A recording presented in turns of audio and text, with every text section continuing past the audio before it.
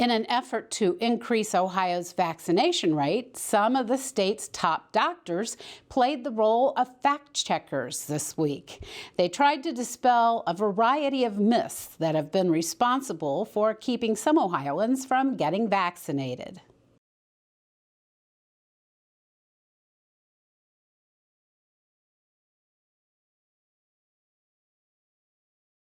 The COVID vaccines are not only safe and effective, but absolutely no corners were cut in their development. Let me make three important points in this regard. First, the vaccines can't give you COVID-19. Vaccines don't include any live virus, and thus they can't give you COVID-19. The vaccine works by triggering the immune system to manufacture antibodies against the disease. Secondly, COVID-19 vaccines don't contain other substances or materials that are harmful or controlling. There's a far-fetched notion floating around the internet right now that the vaccines contain microchips or other nefarious ingredients that could be used to control people.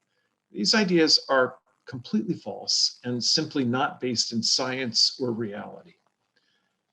Third, the COVID-19 vaccines simply cannot change your DNA.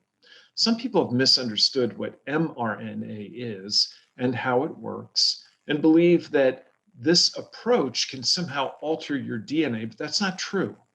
There's no interference with your DNA. The vaccine simply doesn't affect your DNA at all.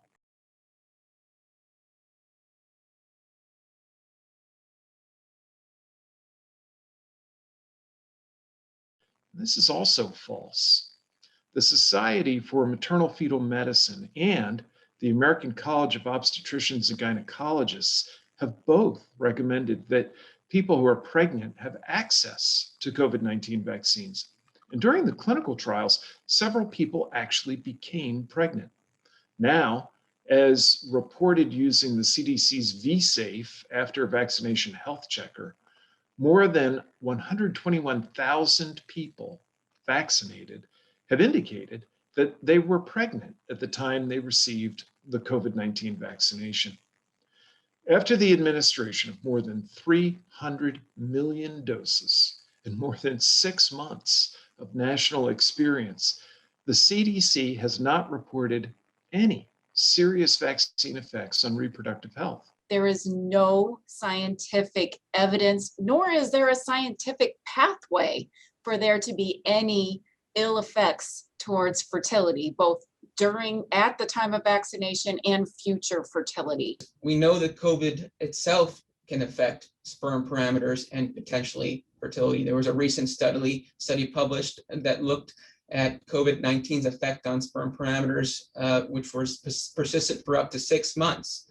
So in order to potentially prevent any sort of effect on male fertility, the vaccine is essential.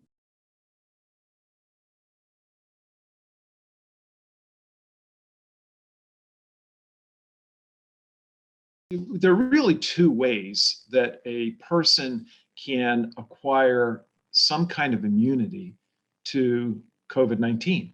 One is to get infected. And the net result of that is that you will develop some level of antibody coverage. The other is to get the vaccine.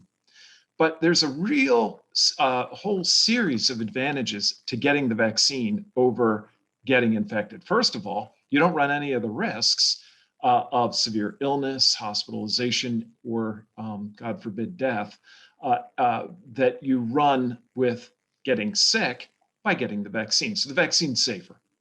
The second thing that we now know pretty clearly from the medical literature is that the immunity that you would typically develop from full vaccination is just more robust and more long-lasting than what we can reliably predict from natural infection. You know, many people have been observed with natural infection after a period of time to have actually gone on and gotten sick a second time. And I will tell you, I just recently, because this patient was adamant that she did not need to get a vaccine, I said, okay, well, let's test your antibodies.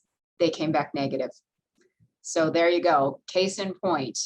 If we don't know why some infections produce a robust antibody activity and others don't, but clearly they don't all do that.